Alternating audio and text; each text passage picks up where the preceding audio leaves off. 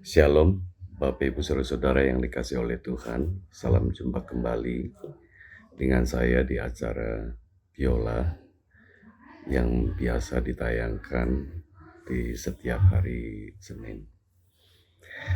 Nah, hari ini Bapak Ibu Saudara-saudara, saya ingin mengajak kita semua untuk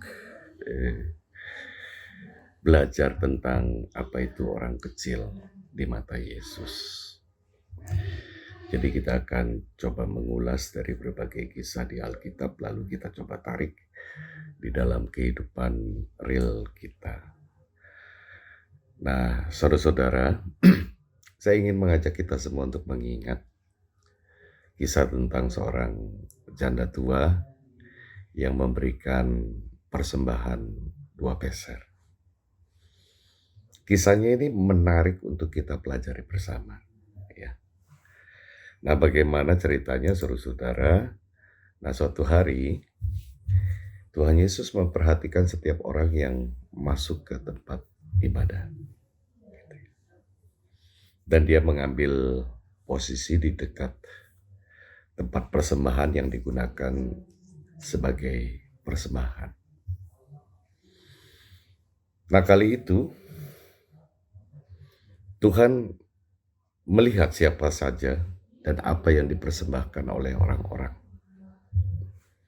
Nah, di iring-iringan mereka yang memberikan persembahan terlihat seorang janda tua yang memberi 2 peser. Berapa nilai 2 peser sebetulnya kalau kita kurskan ke rupiah? Nah, kita harus tahu terlebih dahulu apa itu uang peser. Nah, peser dalam bahasa Yunani adalah lepton.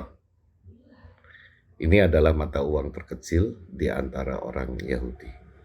Sebetulnya orang Romawi tidak menggunakannya karena nilainya terlalu kecil. Mata uang terkecil orang Romawi itu adalah kuadran, atau yang sering diistilahkan dalam Alkitab dengan kata duit. Jadi berapa nilainya? 1 kuadran itu 2 lepton. Ya. Kalau kita memperhatikan Matius pasal 20, di sana disebutkan bahwa upah kerja 1 hari adalah 1 dinar. Nah, berapa 1 dinar? 1 dinar itu sama dengan 128 lepton. Nah, jika diasumsikan upah kerja di Indonesia itu, ya ini hitungan sederhana ya, tidak menunjukkan realnya, tapi supaya kita tahu berapa 2 peser itu. Jadi jika diasumsikan upah kerja di Indonesia itu 100.000, maka 1 lepton itu sama dengan 100.000 dibagi 128. Jadi kalau ditotalkan itu sekitar 781 rupiah, atau kita bulatkan 800 rupiah. Itu sama dengan 1 peser. Jadi kalau 2 peser itu 2 kali ya 800 rupiah. Jadi sekitar 1.600 rupiah. Jadi nilainya terlalu kecil. Ya kalau untuk parkir mobil saja itu nggak cukup. Nah, menariknya adalah Tuhan justru berkata, sesungguhnya janda miskin ini memberi lebih banyak daripada semua orang itu. Kita bisa lihat di Lukas 21 ayat 3. Jadi mengapa kok janda ini memberi lebih banyak dari yang lain? Kita ibaratkan begini.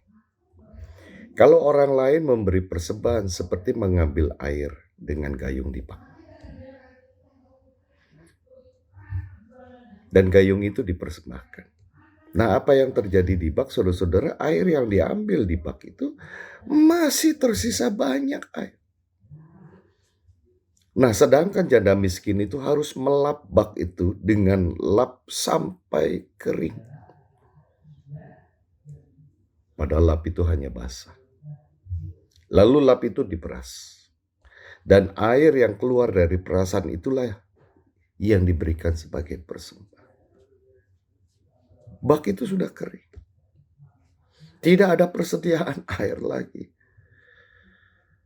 Jadi kita bisa bayangkan tidak ada sisa lagi di saku perempuan itu untuk makan hari itu.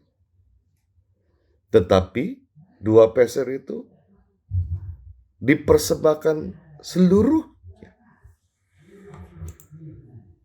Jadi boleh dikata bahwa perempuan itu totalitas di dalam memberi.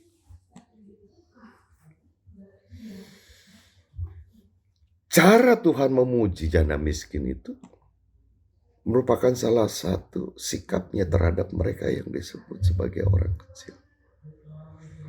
Dan siapakah orang kecil? Di zaman Yesus, juga di zaman sekarang, saudara-saudara, yang dimaksud orang kecil itu, ya ini hanya sebagai istilah. Zaman Yesus maupun zaman sekarang orang yang disebut orang kecil itu, ya bukanlah dipahami secara fisik.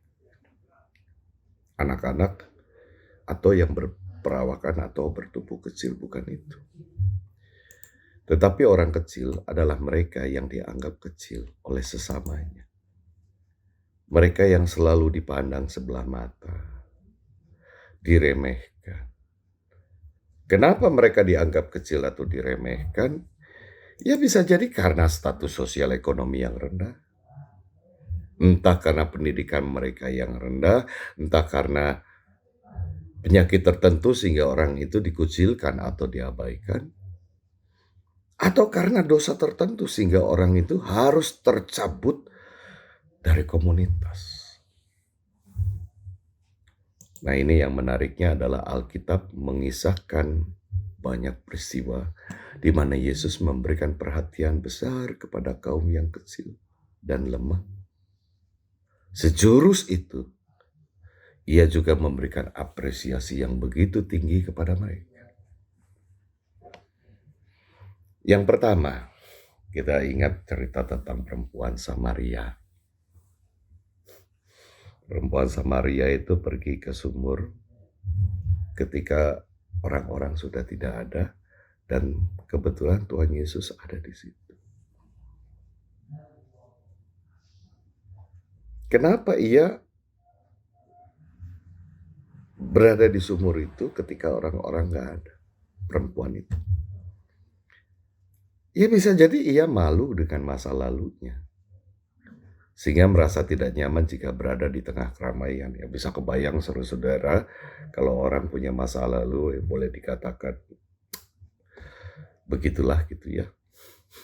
Itu pasti jadi bahan perguncingan. Kalau sekarang ini istilahnya jadi viral, selalu diomongin bla bla bla dan seterusnya dan sebagainya, gitu ya. Ya nggak nyaman dengan posisi kalau seandainya diomongin dia ada di tengah-tengah orang lain, lalu orang lain berbisik-bisik satu dengan lain, matanya teruju kepada dia. Tetapi menariknya adalah ketika dia sendiri, Tuhan justru mau menyapa. Bukan hanya mau menyapa, ia juga meminta minum. Ia juga mau berbincang-bincang. Istilahnya Yesus mau bergaul. Dalam tanda kutip, bersedia untuk dekat dengan orang kecil. Yang dikatakan juga ya orang Samaria, kita tahu di mata Yahudi itu tidak baik. Tetapi Yesus mau berbincang. Bahkan dalam perbincangan itu Tuhan Yesus memberikan pencerahan. Ini sesuatu yang sangat luar biasa. Kemudian yang kedua, saudara-saudara, tentu ingat ya kisah Sakeus. Ya. Memang dia itu kaya, punya jabatan lumayan di dinas perpajakan lah. Istilahnya karena dia seorang pemungut cukai. Tetapi karena pekerjaannya itu, dia mendapat stigma negatif dari masyarakat karena dianggap merugikan masyarakat.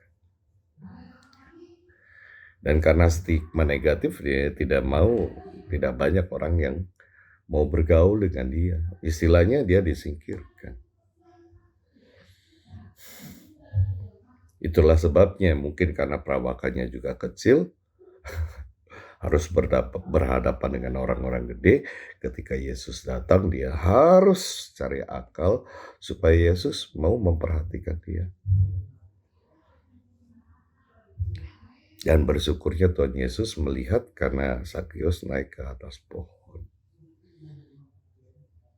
Dan apa yang terjadi? Yesus bilang, saya akan berkunjung ke rumah, bahkan makan bersama. Dan ini banyak komentar negatif kepada Yesus. Karena mau ke tempat Zakius dan makan bersamanya yang dianggap makan dengan orang yang berdosa. Nah yang ketiga, saudara-saudara, masih ingat kisah tentang perempuan yang kedapatan telah berbuat dosa. Ketika orang banyak ingin merajamnya dengan batu, Tuhan justru berkata, siapa di antara kalian yang tidak berdosa, silahkan dia yang pertama melemparnya dengan batu. Kalimat itu menyelamatkan perempuan. Memang tidak ada pembicaraan begitu intens seperti perempuan Samaria. Tetapi Tuhan Yesus bilang, jangan kamu berbuat dosa lagi. Artinya, fokus Yesus bukan kepada mereka-mereka, tetapi kepada orang yang dianggap berdosa, yang akan dihukum oleh masyarakat. Bukan dihukum, mungkin istilahnya itu, main hakim sendiri. Dan kalau kita perhatikan Injil Matius, Markus, Lukas, dan Yohanes banyak bercerita tentang pelayanan Yesus yang selalu bersentuhan dengan mereka yang sakit, miskin, tak berdaya, dan disingkirkan oleh masyarakat. Tetapi Tuhan tidak pernah merasa risih kepada mereka, malah Tuhanlah yang mengambil inisiatif untuk melayani mereka. Apa yang kita bisa perhatikan dari beberapa kisah tadi? Kisah itu seakan-akan ingin mengatakan kepada kita bahwa hati Tuhan itu tertuju kepada semua orang. Tetapi terlihat ia fokus kepada orang-orang yang dianggap kecil. Sekalipun tidak juga mengabaikan mereka yang dianggap besar dan memiliki kedudukan. Cobalah lihat ucapan bahagia, ajaran awal yang diberikan Tuhan di bukit. Orang-orang yang disebut miskin, berduka cita, lapar, dan haus disebut sebagai orang-orang yang berbahagia. Bukan orang yang punya ini, itu, dan seterusnya, dan sebagainya yang disebut berbahagia. Ini kebalikan. Dalam pandangan kita, orang yang berbahagia adalah orang yang yang sudah memiliki semuanya. Tetapi bagi Yesus, orang yang disebut bahagia itu orang yang tidak memiliki kesukacitaan. Orang yang sedang lapar, orang yang sedang haus, orang yang sedang miskin, yang pusing memikirkan kebutuhan hidup sehari-hari. Mengapa perhatian Yesus kepada mereka? Nah ini, saya punya pengalaman saudara-saudara, beberapa kali ikut kakak saya, almarhum, untuk berburu babi hutan. Jadi waktu itu babi hutan memang saat itu jadi hama ya di Pasir Putih, Pasuruan. Di sana ada seorang guide yang biasa menunjukkan lokasi berburu. Jadi kami harus buat dulu tempatnya. Kita sistemnya sanggong, tidak ngejar sanggong. Maksudnya kita diam di satu tempat di pohon, tidak boleh bergerak. Kita sudah tahu jalur babi itu akan lewat. Gitu. Nah, yang menarik adalah guide itu, saudara-saudara. Guide itu ketika kami datang, dia sudah mempersiapkan segala sesuatu.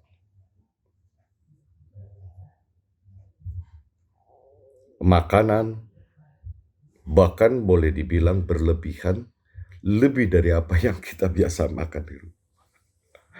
Selalu kami dijamu. Yang ada ayam goreng, bebek goreng, sayuran, ini, itu, dan seterusnya, dan sebagainya. Mewah banget. Dan mereka sangat menyanjung tinggi ketika kami bersedia untuk menginap di rumahnya. Padahal kami sudah booking hotel juga yang tidak jauh dari tempat itu.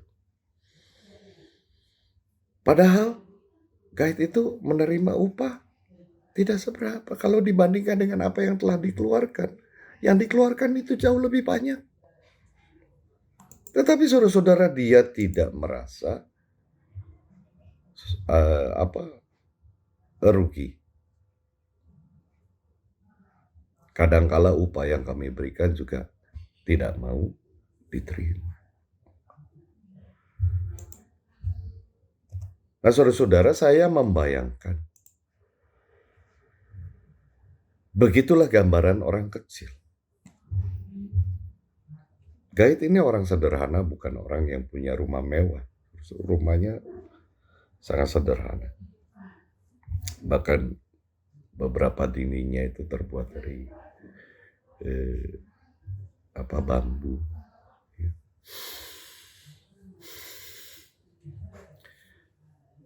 Itulah gambaran orang kecil. Betul bahwa orang kecil dianggap lemah, perlu ditolong dan diperhatikan. Sebab tidak jarang mereka sulit untuk menolong dirinya sendiri. Karena posisi ditekan oleh masyarakat dan ini dan itulah. Karena itulah Tuhan sering hadir di tengah-tengah mereka sebagai penolong. Namun sekalipun lemah, ada kekuatan yang jauh melebihi orang yang dianggap besar. Apa saja? Nah, kira-kira ini Bapak Ibu. Yang pertama, sebetulnya mereka itu tulus, tidak pamrih, bahkan cenderung total untuk menjamu atau menolong orang. Nah, kemurnian hati itulah yang menurut saya akan membawa mereka ke tempat yang indah. Menurut saya, kemurnian hati itulah yang membuat mereka berbahagia. Sekalipun keadaan mereka belum tentu dihargai oleh sesama yang merasa diri memiliki harga diri yang lebih tinggi. Dan yang kedua, mereka memiliki empati untuk menolong. Malah boleh dikatakan cenderung mau berkorban. Lihatlah prinsip gotong royong yang mungkin sudah mulai redup di kalangan masyarakat kota. Siapa yang biasanya lebih banyak andil di situ?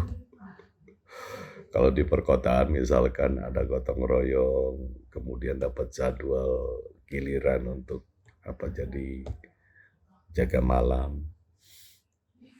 Ya mereka yang boleh dikatakan lebih dari yang lain mungkin malas. Buang-buang waktu, lebih baik istirahat di rumah. Yang ketiga, itu yang kemudian saya perhatikan dan saya lihat, kesederhanaan dan kebersahajaan mereka. Atau bisa dikatakan keluguan mereka itu tanpa topeng, tanpa polesan. Dan itulah yang dilihat juga oleh Tuhan. Mereka tidak perlu berpura-pura, berakting ini, itu, dan seterusnya, dan sebagainya. Dengan keberadaan mereka, orang bisa tahu seperti apa.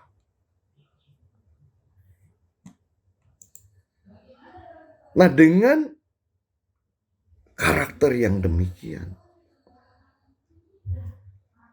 menurut saya orang kecil ini sebetulnya akan sangat potensial di dalam melayani. Sekalipun memang kita harus mengajak dan menyambutnya. Kenapa harus diajak dan kita sambut? Karena mereka, bukan karena mereka butuh perhatian, butuh disanjung, tidak. Tetapi karena keberadaannya mereka seringkali merasa sungkan dan malu untuk berada bersama-sama dengan mereka yang dianggap pintar, kaya, dan mampu. Jadi ketika mengatakan saya tidak layak, betul-betul merasa dirinya rendah. Bukan yang untuk sengaja untuk menghindar dari tugas panggilan. Yang seringkali, jangan saya tidak layak. Beda. Tetapi apa yang bisa kita lihat ketika mereka melayani?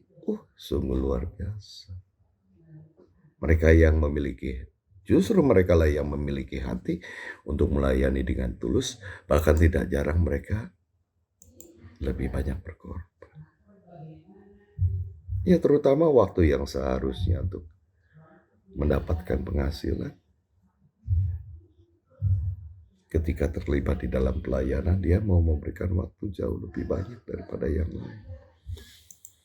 Nah, saudara-saudara, sifat-sifat orang kecil itulah yang disukai Tuhan, dan dalam pelayanannya yang kerap menyentuh mereka seakan ingin memberikan nasihat agar kita bisa meniru karakter orang kecil. Dan sekaligus menjadi catatan bagi kita. Jangan karena kita punya lebih banyak dari yang lain, lalu kita merasa harga diri kita jauh lebih tinggi dari sesama. Dan jangan karena kita sudah berkorban lebih banyak lalu menepuk dada seakan kitalah yang paling berjasa. Begitu juga jangan karena kita memiliki titel, jabatan, atau kedudukan tertentu sehingga kita merasa lebih bermartabat, lebih tinggi dari yang lain. Kemudian kita lebih suka memberi. Padahal harus ada keseimbangan. Orang yang melayani itu semuanya rata, equal, sejajar. Nah, di sini Bapak Ibu Saudara, dari orang kecil kita bisa belajar tentang ketulusan, kebersahajaan, dan pengorbanan. Demikian ulasan tentang orang kecil di mata Yesus. Kiranya menjadi manfaat dan berkat untuk kita semua. Sampai jumpa pada pertemuan acara Biola ke depan. Tuhan Yesus memberkati kita. Amin.